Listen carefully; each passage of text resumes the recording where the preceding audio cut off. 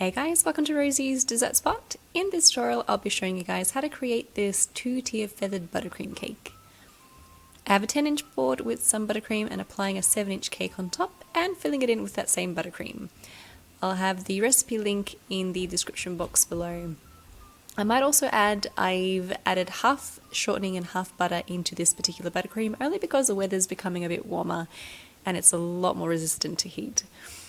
So here I've created the crumb coat, which is just a thin layer over the whole cake, clearing up the top and then popping that guy into the freezer for 10 minutes to set. In the meantime, I'll work on the top tier. So I've applied a 5-inch cake board and I'm building a 5-inch cake on top of that. And that'll be our top tier. Now that the cake is set, I'm going in with some turquoise colored buttercream. I've coloured my buttercream with gel food colour by Americolor in the colour turquoise, and I've added white buttercream to the shade below to make it a bit lighter. And so I've got like an ombre happening. Add a thick layer on the top and on the sides of your cake, so now I'm just spreading that out all the way to the sides. And with my acrylic scraper, I'm going around the cake to smooth it all down.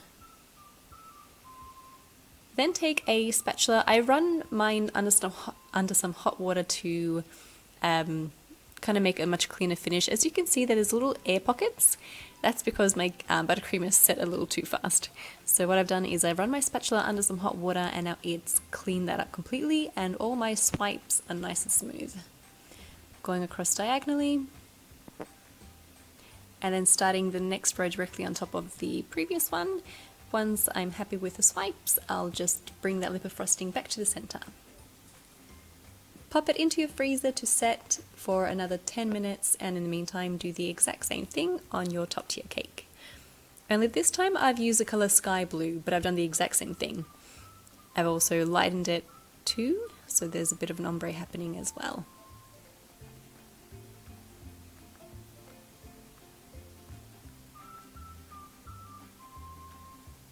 If you're enjoying these tutorials, don't forget to subscribe. We do upload a new video every Tuesday. Take your spatula again, run it under some hot water, make sure it's completely dry every time you go onto your cake, and create those swiped textures. Now popping this one here into the freezer for at least 15 minutes because I'll be handling with my hands and I don't want to dent the buttercream. I want to make sure that the buttercream is nice and hard. These are bubble tea straws that I'm adding into my cake, and they're there to support the weight of the top tier. With some rose gold luster dust, I'm creating an edible paint by adding rose water. If you can't use rose water, you could always use lemon extract or vinegar as well. With a small brush, I'm just going to paint over the sections that are raised from the spatula. The thinner your brush and the thinner the stroke is, the more elegant it looks. This is more of a rustic finish because I'm using a much thicker brush here.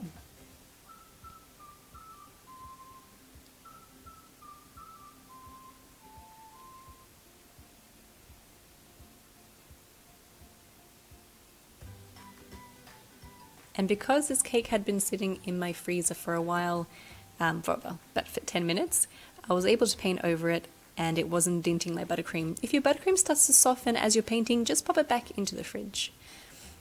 Buttercream on the top of the cake is there to stick my top tier on top.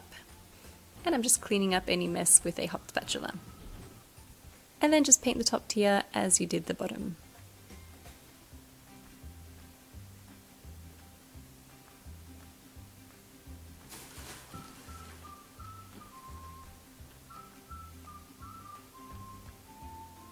Once you're done, take a number 12 or number 10 piping tip, just a circle piping tip, and create a pearl border around both cakes.